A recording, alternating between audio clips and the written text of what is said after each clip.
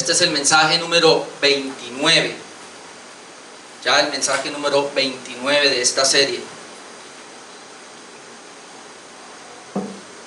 Y estamos viendo la superioridad del sacrificio de Cristo, la superioridad del sacrificio de Cristo. Hace 8 días veíamos cómo la sangre de Cristo purifica nuestras conciencias, versículos 11 al 14. Dije que iba a hablar de 3 cosas en esa superioridad del sacrificio de Cristo. Número 1, la sangre de Cristo purifica nuestras conciencias de obras muertas. Número 2, la sangre de Cristo logra el perdón, versículos 15 al 22. La sangre de Cristo logra el perdón.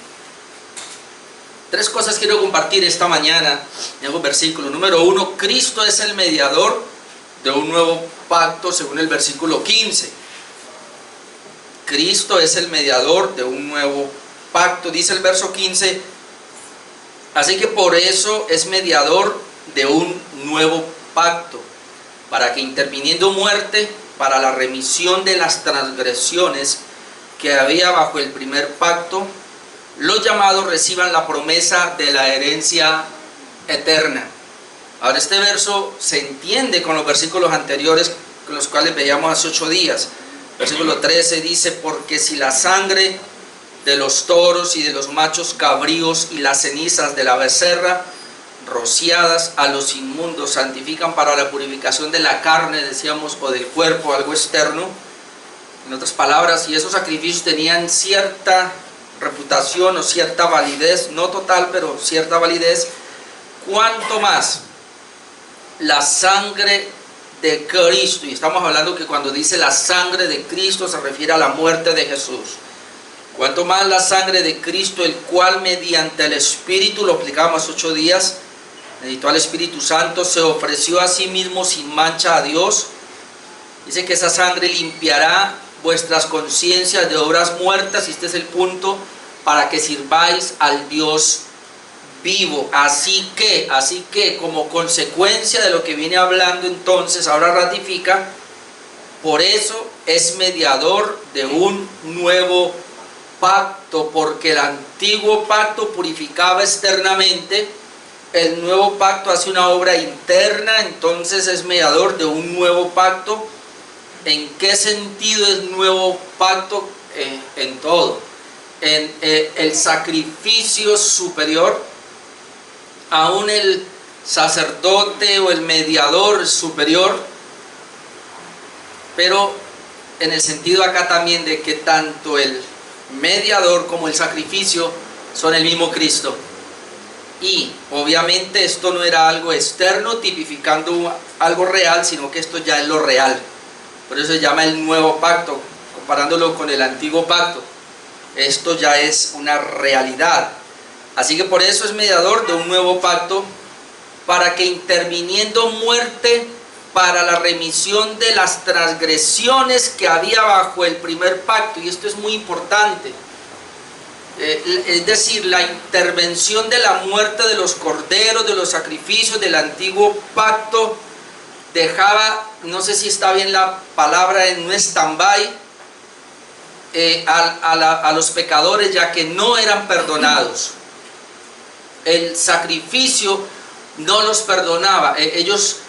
Por eso dice la Escritura que el Señor pasó por alto los pecados. La gente dice, bueno, ¿y cómo fueron perdonados en el Antiguo Testamento si el sacrificio de Jesús no se había dado? La Biblia dice que Dios tuvo que pasar por alto, es decir, no les tomó en cuenta los pecados. Creo que por eso digo un stand-by, los deja como ahí. Ellos mueren obviamente y son salvos por confiar en Cristo. Cuando ellos sacrificaban, confiaban en Cristo, pero los pecados no les fueron perdonados, murieron así, pero murieron con la fe en Cristo. Cuando Jesús muere y es el sacrificio verdadero, entonces ahí es que esos pecados son perdonados por el sacrificio verdadero. Eso es muy importante que lo tengamos en cuenta. Por eso dice, para que interviniendo muerte, para la remisión de las transgresiones que había bajo el primer pacto, y ahora viene a nosotros, los llamados, obviamente ellos como nosotros, recibamos la promesa de la herencia eterna. recibamos la promesa de la herencia eterna, promesa que se le dio en Génesis 3:15 con el protoevangelio y que fue ratificado por Noé, cuando nosotros vemos que quedó una simiente de vida, y que luego el pacto abrahámico también se promete la simiente en el pacto con Moisés, como lo hemos venido observando en las confesiones de fe de Londres. Lo hace para que el hombre una vez más comprenda y entienda su pecado, y luego comience a mirar a Jesucristo. Y luego el pacto davídico nos habla del rey que iba a venir, y todos estos pactos antiguos, que son pactos de gracia, hemos visto, son cumplidos en el nuevo pacto con Jesucristo. Y entonces ahí donde nosotros recibimos la promesa de la herencia eterna, donde usted y yo podemos entender claramente que los únicos que son salvos son los escogidos de Dios. Todo Israel no fue salvo, usted tiene que entender eso.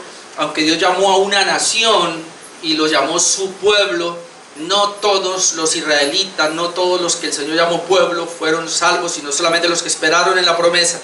De hecho, usted va a encontrar cantidades de rebeliones en el Antiguo Testamento que el Señor tuvo que destruir, porque no eran de su pueblo, no eran suyos, y no es la descendencia, claramente dice la Escritura, de Abraham los que son el pueblo de Dios, sino aquellos de la fe de Abraham.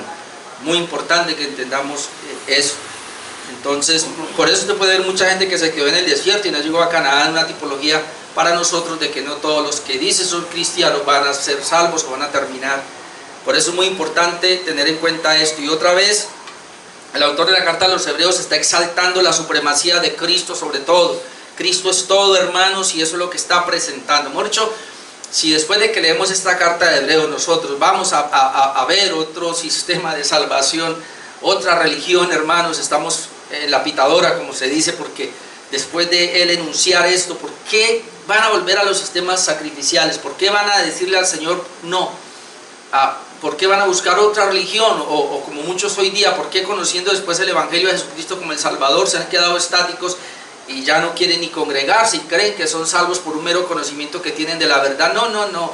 Israel tenía un conocimiento de Jesucristo, el bárbaro del plan de redención, pero no permanecieron. Por eso la Biblia dice: el que persevere hasta el fin, este será salvo. Ahora, ¿por qué perseveramos hasta el fin? Por la gracia, únicamente la gracia de Dios. Y cuando una persona tiene la gracia de Dios, él se va a esforzar, no en sus fuerzas, sino en la gracia de Dios. ¿Y por qué lo hará? Porque tiene la gracia de Dios. Eso es muy importante, esa parte. Entonces, según el versículo 3, era necesario reemplazar el antiguo pacto precisamente por su ineficacia, como lo vimos más de una vez. Ahora, Cristo con su muerte hizo vigente el nuevo pacto, que es lo que nos está diciendo el versículo 15. Quiero que vayamos a Mateo 26 para ver cómo Jesucristo hace vigente el nuevo pacto, tomando inclusive porciones o la celebración del antiguo pacto, que ellos fueron rescatados de la esclavitud de Egipto. Mateo capítulo 26, versículo 26, ¿vale? Hasta el 29. 26 dice: y mientras comían, es decir, estaban celebrando la Pascua, mientras comían, tomó Jesús el pan y bendijo y lo partió y dio a sus discípulos y dijo: tomad, comed. Ahora note, esto es mi cuerpo. Lo tomó el pan. Esto es mi cuerpo. Y tomando la copa y habiendo dado gracias, les dio diciendo: bebed de ella todos. La copa, bebed de ella todos. Esa copa es el fruto de la vida. Luego dice el 28: porque esto es mi sangre del nuevo pacto. ¿Vio? Similar al versículo 15 que estamos leyendo. Porque esto es mi sangre del nuevo pacto. Es decir, él está oficiando el antiguo pacto, pero ahora él le da una relevancia. Él dice: hasta aquí quedó el antiguo pacto. Ahora, él ahí no ha muerto, pero está tomando la copa porque él al otro día iba a morir. Recuerden que ese es el jueves en la noche, la última noche. Y entonces él, cuando toma la copa, está diciendo: esta copa es tipo de mi sangre, o esta es mi sangre del nuevo pacto, que por muchos es derramada. Y me llama la atención la palabra muchos, porque no dice por todo el mundo. Por muchos, y estos muchos son los escogidos, porque por muchos es derramada ¿Para qué? Para remisión de los pecados. Eso tiene una connotación impresionante. La palabra redimir es quitar o cubrir los pecados. Si Cristo hubiera muerto por todo el mundo, todos hubieran sido redimidos, todo el pecado se le hubiera quitado a todo el mundo y todos serían salvos, y tenemos que creer en una salvación universal y anularíamos el infierno. Y le diría, ¿y para qué nos reunimos hoy acá entonces si ya todos son salvos? ¿No? O sea, toda la vida espiritual, la vida de la iglesia, ¿para qué si el Señor ya hizo un sacrificio por todo el mundo? No tendría sentido. No tendría sentido que Hebreos dijera no descuide una salvación tan grande. No tendría sentido que dijera que tenemos que ocuparnos en la salvación todavía, y mejor dicho, la doctrina de la gracia, ¿para qué? Estaríamos... Pero el punto es que dice que el Señor derramó su sangre y hizo una redención por muchos. Verso 29, y os digo que desde ahora no beberé más de este fruto de la vid hasta aquel día en que lo beba nuevo con vosotros en el reino de mi Padre. Y esto es impresionante, porque aquí lo que está diciendo es, ustedes que están participando de la mesa del nuevo pacto, en este caso mi cuerpo, el pan es símbolo del cuerpo y la copa que es símbolo de mi sangre, que mañana será entregada por vosotros, que mañana será sacrificada por vosotros, dice, eso va a redimiros a ustedes de los pecados, dice, por muchos, esta sangre derramada por muchos, los va a redimir a ustedes de sus pecados, y por ser redimido de sus pecados, entonces, yo, dice Jesús, no voy a volver a participar, porque el otro día moría. ¿Cuándo voy a participar? Aquel día cuando esté con ustedes en la gloria. Es decir, les prometió salvación, dijo, yo muero por ustedes y a ustedes me los llevo conmigo a la gloria y allá participarán de la mesa. Entonces, ¿cómo es posible de que mucha gente se atreva a decir que Jesús murió por los pecados de todo el mundo, pero no lo va a llevar a la gloria, sino que lo va a llevar al infierno, a la gran mayoría? Por eso, hermanos, el sacrificio, la muerte de Jesús fue eficaz. La muerte de Jesús fue efectiva para cada uno de nosotros, y es limitada no en su poder ni en su alcance, no en su poder, digámoslo, más bien es limitada en su alcance, perdón, en el sentido de que no a todos, pero sí a los escogidos. Es muy importante que entendamos eso. El comentarista Hendriksen nos aclara este punto, y yo quiero leer lo que él dice acá, refiriéndose al verso número 15, que vamos a ir otra vez a Hebreos. Verso 15 lo quiero leer otra vez para que lo tengamos fresco y miremos lo que dice Hendriksen de este texto. Dice, así que por eso es mediador de un nuevo pacto, Cristo es mediador de un nuevo pacto, para que interviniendo muerte para la remisión de las transgresiones, igualito a Mateo 26, que había bajo el primer pacto, los llamados reciban la promesa de la herencia eterna. ¿Quiénes van a recibir la promesa? Los llamados eficazmente, que estamos en la cuarta gracia, doctrina de la gracia, en el Evangelio Express, estamos viendo los llamados. Son los llamados de Dios los que van a recibir la herencia eterna. Dice Hendriksen de esta manera, ¿cuál es el significado de nuevo, es decir, nuevo pacto, en la expresión nuevo pacto? Y él dice así, primeramente lo nuevo procede de lo antiguo. Es decir, el nuevo pacto tiene la misma base y las mismas características que el antiguo. Es lo mismo, él tiene las mismas bases y las mismas características del antiguo. En segundo lugar, en ambos pactos se le ofrecieron a Dios sacrificios. Pero mientras que los sacrificios ofrecidos para expiar las transgresiones del pueblo en el tiempo del primer pacto no podían liberar al pecador, el sacrificio supremo de la muerte de Cristo redimió al pueblo de Dios y pagó por sus pecados. ¿Ve la diferencia? Además, en la estructura del primer pacto, el mediador, es decir, el sumo sacerdote, era imperfecto. En el nuevo pacto, Cristo es el mediador que garantiza la promesa de salvación. Es decir, Dios pone sus leyes en las mentes y las escribe en los corazones de su pueblo redimido, de modo tal que ellos conocen a Dios, experimentan la remisión del pecado y disfrutan de la comunión del pacto en él. Hermano, si no entendemos esto, y me refiero a aquellos que tienen problemas con la obediencia de Dios. En el antiguo pacto, la ley fue escrita en 2 tablas y estaba externamente. En el nuevo pacto esa ley ha sido escrita en la mente y en el corazón del redimido. ¿Cómo puede pararse en personas y decir que son regenerados cuando tienen en poco la palabra de Dios? Y algunos se atreven a decir, como dice Juan, la palabra de Dios no es gravosa, es decir, algunos creen que es gravosa. La palabra gravosa es una carga. Es una carga para mí ir a la iglesia, es una carga para mí leer la Biblia, es una carga para mí orar, es una carga para mí hacer el devocional, es una carga para mí llevar la vida cristiana, porque es que el mundo me absorbe. ¿Cómo un cristiano puede llegar a decir o a pensar eso? Cuando él es una nueva criatura, tiene un nuevo corazón, cuando él tiene al Espíritu Santo que lo habilita y lo capacita para vivir la vida cristiana, cuando la palabra de Dios ha sido colocada en su mente y en su corazón, que lo único que hacemos nosotros con esta palabra, la Biblia que tenemos al leerla, es activarla que ya está en nosotros para obedecer. No hay tal. El nuevo pacto tiene esa característica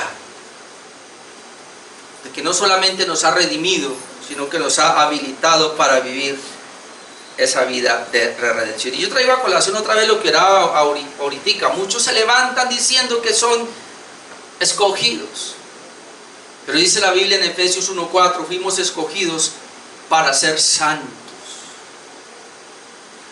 Mi amado hermano, si usted no ama la santidad, y amar la santidad es odiar el pecado, y pecado es todo aquello que va en contra de Dios. Si usted no ama la santidad, usted no odia el pecado, sino que usted se deleita en el pecado, tiene que examinarse si realmente ha sido escogido, porque el escogido es para ser santo. O como lo dice Romanos 8:29, y fuimos predestinados para ser conforme a la imagen de Jesucristo. Si en su vida no hay imagen de Cristo, no se ponga a alardear de que ha sido predestinado, porque el predestinado es como Jesucristo. Ahora yo quiero aclarar esto porque ahí es donde entra lo que es el monergismo y el sinergismo. El sinergismo es que nosotros debemos cooperar con la gracia. Y entonces muchos se levantan, usted dice que es predestinado, pero va a vivir como se le da la gana. Nosotros nunca hemos enseñado eso. Eso es una tergiversación de aquellos sinergistas que creen que Dios hace su parte y luego yo hago la mía. Es decir, Dios me predestinó, pero yo tengo que ser como Cristo, yo tengo que ser santo. Mi amado hermano, eso no es así, ya que quien predestinó, santificó. Quien escogió, santificó. Lo mismo, quien predestinó, lo hizo para ser conforme a la imagen de Cristo, donde no es el esfuerzo del predestinado ni del escogido, sino que es el resultado de esa obra hecha por Dios en el corazón. Es decir, la vida cristiana no es aburrida, la vida cristiana no es difícil, la vida cristiana es un deleite en Dios, porque Dios está en nosotros, en el Espíritu, llevándonos a ser santos. Por eso un regenerado se conoce porque ama la santidad de Dios, y a pesar de que tiene pecado y puede tener una cierta caída, va a aborrecer esa caída, se va a humillar y va a venir al Señor y va a decir: Señor, otra vez por favor, ¿dónde vamos? Pero es un camino de progreso espiritual, y cuando uno entiende eso, esta mañana le oraba al Señor y le decía: impresionante, Señor, pero yo en Tuluá no tengo que visitar a nadie, aquí también dejé de visitarlos a ustedes. Si vienen personas nuevas, los visitaré, porque un hijo de Dios camina solo. No necesita de que lo estén llamando, no necesita de que lo estén arreando, no necesita de que le estén absolutamente nada. Un hijo de Dios camina porque él tiene una nueva vida, porque tiene al Espíritu Santo en su vida y va en progreso espiritual y anhela cada día crecer más, a ser como Cristo.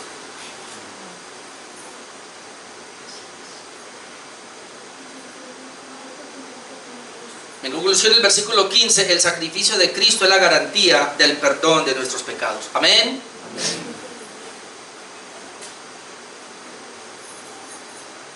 Ese es mi primer punto. Cristo es el mediador de un nuevo pacto. Punto número 2, Cristo, el testador, nos garantiza el testamento con su muerte. Estos versículos son un poco difíciles, pero vamos, versículo 16 y versículos 17.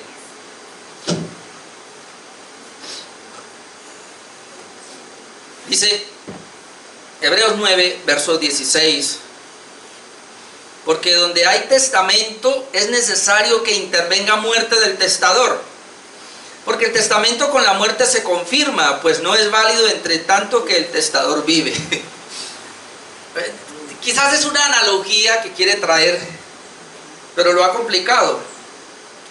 Bueno, para nosotros se complica, de pronto para el entendimiento de los hebreos no, pero es que la palabra pacto y la palabra testamento tienen la misma raíz, tienen el mismo significado. Para nosotros encontramos que no. Sí, pero no. Por eso es como una analogía. Pero dice el 16, porque donde hay testamento es necesario que intervenga muerte del testador. Usted y yo lo sabemos. Es decir, puede haber un testamento, pero si el testador o el que hizo el testamento está vivo, no pasa nada. Es decir, y eso es lo que pasa, aún el testador, mientras esté vivo, puede cambiar el testamento. Y se ha dado el caso de que deja a su familia sin una y se lo da de pronto al amante o se lo da a alguien diferente. ¿Y qué hace? Pero es que yo soy el heredero. Espere, si el testador estaba vivo y él dejó el testamento escrito, cualquier juez, cualquier lugar le van a decir es lo que él dijo y lo que firmó. Y luego el 16 lo confirma, porque el testamento con la muerte se confirma, es decir, tiene que haber muerte. Hasta que no haya muerte no hay herederos. Pues no es válido entre tanto que el testador vive. Ahora, el pacto, hermanos, del versículo 15, por eso es una analogía, el pacto que dice el versículo 15, y entendemos que el pacto es hecho por Dios. Es decir, cuando Dios hace el pacto, Él se compromete. Y el nuevo pacto que lo hizo Dios, lo ratificó con que la muerte de Cristo es para redención. Pero en el pacto, quien hace el pacto, porque esto es unilateral, quien hace el pacto es Dios, y Él mismo pone las condiciones, y Él mismo cumple las condiciones. Es decir, es Dios el que hace todo. Dios establece el nuevo pacto, Dios pone las condiciones, y las condiciones obviamente se amparan en algo que ya había dado anteriormente, los sacrificios, pero Jesús es el sacrificio. El mediador, pero Jesús es el mediador. Pero hay algo ahí que vamos a concluir al final, y es que tenía que haber una pena de muerte. En ese caso es parecido al testamento, pero el punto es este: no nos está hablando de la muerte, el pacto no nos habla de la muerte del pactante. Es decir, Dios no muere. Con el testamento es distinto, el testamento tiene que morir el testador. Es la pequeña diferencia, ahí es donde los teólogos entran y se rascan la cabeza. ¿Y qué hacemos aquí? Yo más bien me voy por el lado de que lo miro como una analogía. Pero en últimas viene a hacer lo mismo, porque lo que está diciendo en este caso es, bueno, Dios es el testador, pero entonces en Cristo Jesús, ¿ve? En el Hijo. Entonces el testador aquí es el Hijo. Y él tiene un testamento. ¿Y cuál es el testamento? Lo que viene diciendo el verso 15, porque el 16 y 17 es la analogía. Bueno, vamos a ver, así, verso 15, así que por esto es mediador de un nuevo pacto, para que interviniendo muerte, y que este es el punto, para la remisión de las transgresiones que había bajo el primer pacto, los llamados reciban la promesa de la herencia eterna. ¿Cuál es el punto acá? Los llamados reciban la promesa de la herencia eterna, es decir, ellos van a recibir la promesa. Y si lo miramos con el versículo 16 y 17, entonces ¿cuál es la promesa? Porque donde hay testamento, el testamento es la promesa de que tú y yo vamos a tener vida eterna. Y la vida eterna no se nos va a dar a nosotros entonces hasta que no muera el testador, porque eso es lo que dice. Y es necesario que intervenga la muerte del testador, porque el testamento con la muerte se confirma, pues no es válido entre tanto que el testador vive. Lo que está diciendo acá es que Jesús entonces nos ha prometido una muerte, un perdón de pecados, una herencia eterna, pero esto no es válido hasta que Él muere, y por eso Él muere, hermanos. Pero eso es suficiente, Él muere y resucita. ¿Y por qué resucita? Porque, hermanos, dígame, ¿cómo puede seguir siendo mediador? En este caso sería, ya no tanto por el testamento, sino por el pacto. Porque el pacto necesita un mediador. Ahora, Jesús muere y nos quedamos sin mediador. Pero es que Jesús resucita Y Él está vivo ahora para seguir siendo nuestro mediador, nuestro gran sumo sacerdote, nuestro gran intercesor, para poder mantener la redención de nosotros. Hermano, yo no sé si usted entiende, yo lo único que digo, Señor, es que la salvación era imposible sin el sacrificio de Cristo, sin Cristo mediador, sin su muerte, como el testamento aquí, el testador, sin la muerte del testador, pero también sin la resurrección que garantiza, hermanos, en este caso la intercesión. Yo no sé si usted ha llegado a entender esto, mi hermano, pero el punto es que muchos llegamos a pensar. Primero yo había pensado, y era lo primero que me enseñaron: Jesús me salvó porque murió en la cruz del Calvario y perdonó mis pecados, pero como que pare de contar. No, esa es una parte. Jesús me salvó a mí porque Él resucitó. Dice que resucitó para nuestra justificación, pero eso es otra parte. Falta la otra, que ahora nos está salvando porque Él sigue siendo nuestro mediador y nuestro intercesor. De tal manera que si Jesucristo ahora no estuviera intercediendo por nosotros, tú y yo, hermanos, no seríamos salvos. Pero fui elegido, ¿y qué? Pero Cristo murió por mí, ¿y qué? Recuerda que la salvación es plena hasta que lleguemos a la glorificación. Y mientras no lleguemos a la glorificación, el Señor nos sigue salvando. Él sigue siendo ahora nuestro mediador. Pero como el testador murió, entonces tenemos que ir al pacto. Que el pacto necesita un mediador, y es Jesucristo. Y por eso la muerte y la resurrección de Jesús. Yo no sé si lo embolaté, pero por lo menos lo que está hablando es que la sangre de Cristo logró el perdón. Ese es el punto que estamos procurando.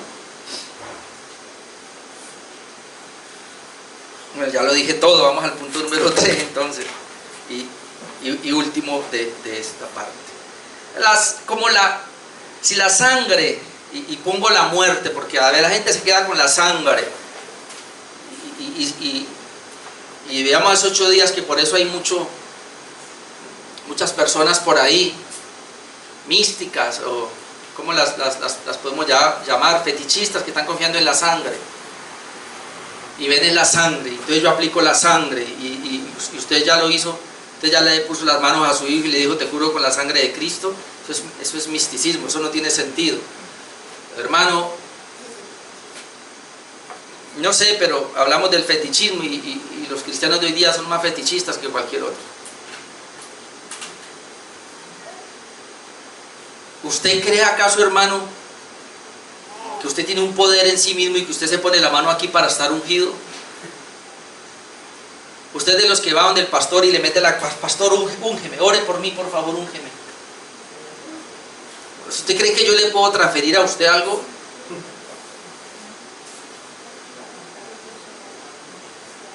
Somos tan fetichistas todavía.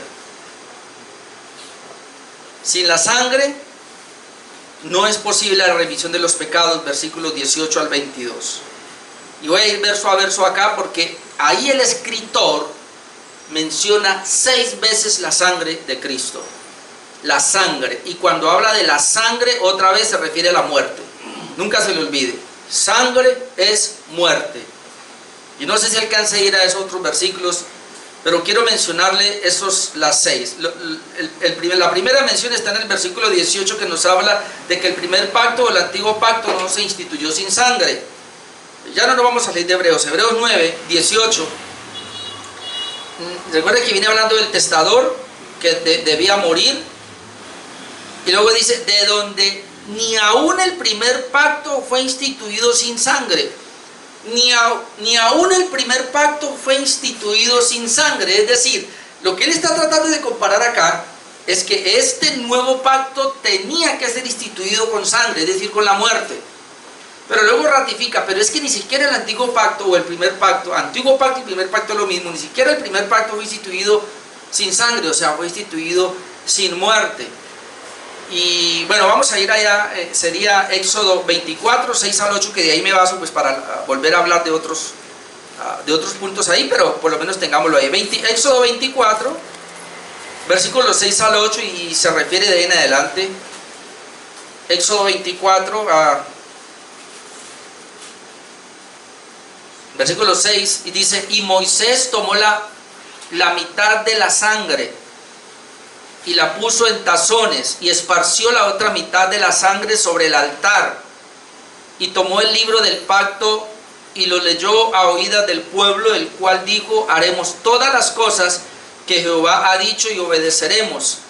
Entonces Moisés tomó la sangre y roció sobre el pueblo y dijo: he aquí la sangre del pacto, he aquí la sangre del pacto que Jehová ha hecho con vosotros sobre todas estas cosas. Entonces, de alguna manera estamos viendo que el primer pacto fue instituido con sangre. Es decir, cuando dice que fue instituido con sangre, es que hubo muerte. Para poder establecer el primer pacto tuvo muerte, pero muerte de animales. El nuevo pacto ya no es muerte de animales, sino que específicamente la muerte del Hijo, la muerte de Jesucristo, quien se dio por nosotros. La segunda referencia a la sangre es el versículo 19, donde dice: porque habiendo anunciado Moisés todos los mandamientos de la ley a todo el pueblo, tomó la sangre de los becerros y de los machos cabríos con agua, lana escarlata y hisopo, y roció el mismo libro y también a todo el pueblo. Y ahí está la expresión, porque Moisés, habiendo anunciado todos los mandamientos de la ley, dice que tomó la sangre de los becerros. Ahora, aquí hay un conflicto porque muchas personas dicen: pero ¿a qué se está refiriendo? Y obviamente, sin duda, aquí está hablando al día de la expiación. Y el autor de Hebreos está tomando diferentes situaciones para decir que el antiguo pacto necesitó la sangre y todo lo que tiene que ver.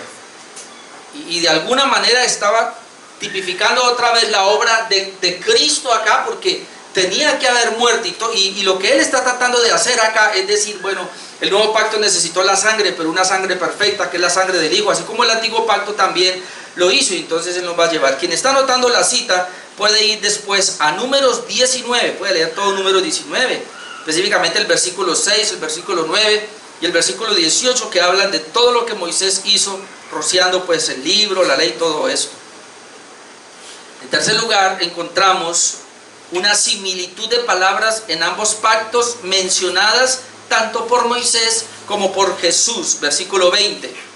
Dice el versículo 20: diciendo: esta es la sangre del pacto que Dios os ha mandado. Y ahí está la referencia para Éxodo 24, ya lo habíamos visto ahí.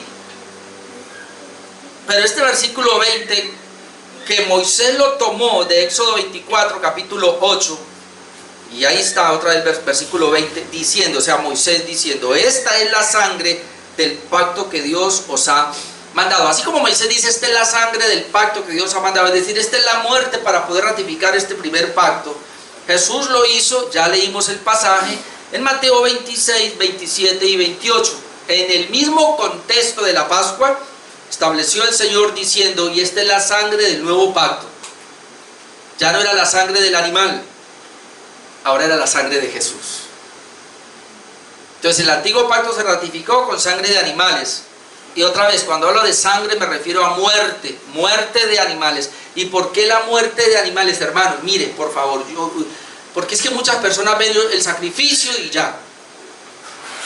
Yo quiero que usted entienda algo y al final lo va a entender un poco mejor. Pero mire, ¿por qué sangre de animales?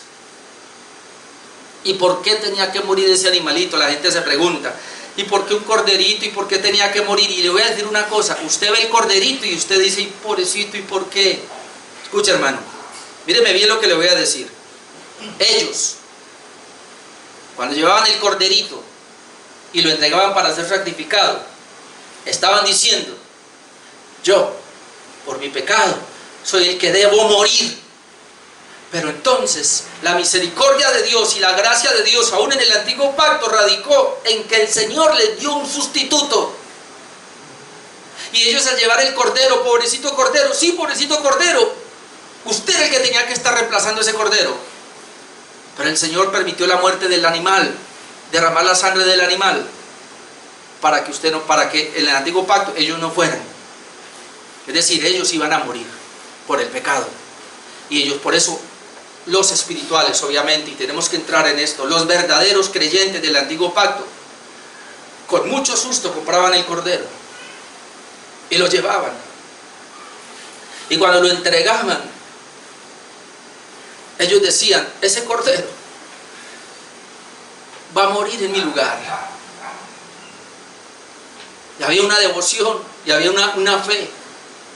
Y cuando el cordero moría y la sangre era vertida, ellos se iban diciendo: Señor, gracias por proveerme el cordero, porque yo debía morir ahí por mi pecado. Pasa lo mismo hoy.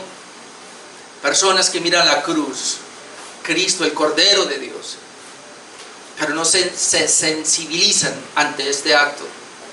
De pronto lo hicieron al comienzo, hermano. Le voy a decir algo: para eso Dios dejó la cena, para que nosotros, y por eso gracias a Dios que nosotros la retomamos en cada culto, no como algunas iglesias lo hacen cada mes. ¿Por qué lo hacen cada mes? No, porque es que para que no se vuelva un rito, una costumbre. Dios mío, ¿cómo? ¿Cómo? Si la Santa Cena lo que tiene que llevarnos es a entender que Jesús fue el Cordero de Dios que murió en mi lugar, y que hoy tengo vida espiritual por su muerte, por su sacrificio, que yo debí ser ese Cordero, pero Jesús me libró de la muerte eterna, del infierno, y Él tomó mi lugar y Él murió por mí. Entonces el antiguo pacto se estableció con la muerte de unos corderos, y ellos veían eso. Los creyentes verdaderos lo podían ver y por eso fueron salvos. Hoy día también lo mismo. Cristo murió y el creyente verdadero lo puede ver y lo tiene siempre en su vida. De hecho, quiero decirle algo: cuando nosotros vamos a cometer o cometemos un pecado, eso tiene que dolernos a tal punto que tenemos que ir a la cruz y decir: Señor, derramaste tu sangre por este pecado que yo debería haber pagado en el infierno. Aún no importa si es tan sencillo para usted, para el Señor no fue sencillo morir en la cruz para pagar la deuda de ese pecado. Así que cuando uno entiende esto, hermano, de que Jesús murió para pagar la deuda de mi pecado, entonces ya tengo que tener mucho cuidado en no pecar y en procurar la santidad. No tomarlo como algo deportivo, como muchos lo pretenden hacer. Jesús ya pagó la deuda por mi pecado, igual voy para el cielo, así que no importa cómo viva. No, no. Sí importa cómo viva. Sí importa. La cuarta vez que menciona la sangre la encontramos en el versículo 21. Todo el tabernáculo y sus utensilios fueron rociados con sangre, dice el versículo 21. Y además de esto, roció también con la sangre el tabernáculo y todos los vasos del ministerio. Hermano, lo que está diciendo es: mire, el antiguo pacto totalmente fue bañado con sangre. Y les dije la vez pasada, esto no era fácil, porque ¿sabe cuántos sacrificios se hacían diario? Miles y miles de sacrificios. Es más, ¿a quién era que yo le escuchaba? Creo que era... ¿a qué pastor? A ver, bueno, de los que me escuché por ahí. Que esto era tan impresionante, hermanos, que se han descubierto en la tierra donde estaba el tabernáculo, se han descubierto, han hecho excavaciones y han encontrado, ¿cómo se llama eso? Drenajes donde corría la sangre, porque la sangre era impresionante la que caía. La muerte de todos estos animales, y era que era un animal por familia, en algunos lugares era un animal por persona.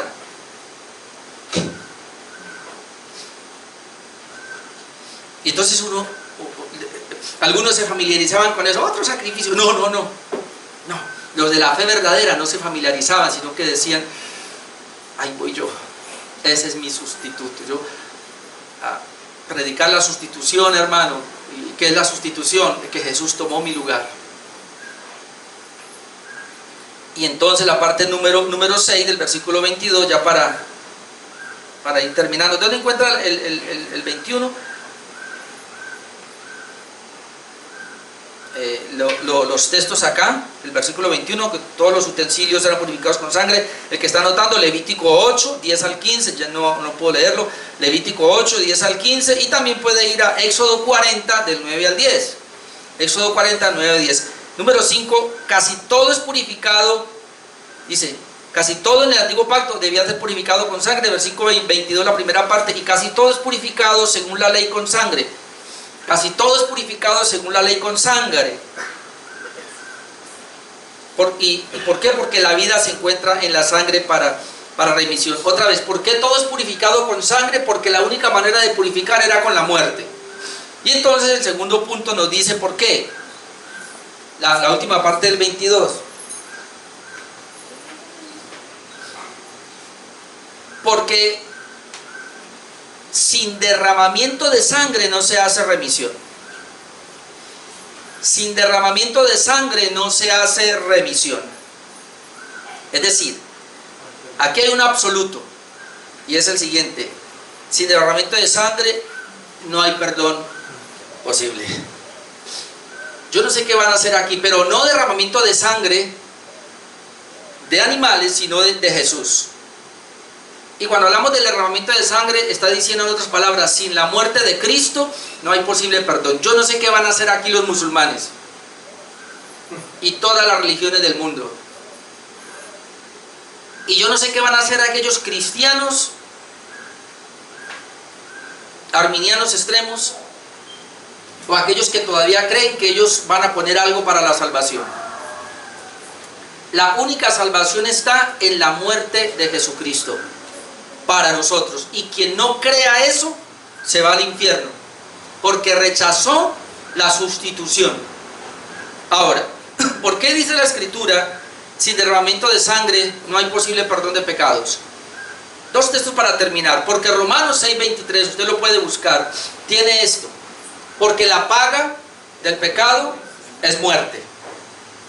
Porque la paga del pecado es muerte. En otras palabras, todo pecador debe morir. Cuando usted se enferma o cuando usted ve muerte, esa es la paga del pecado.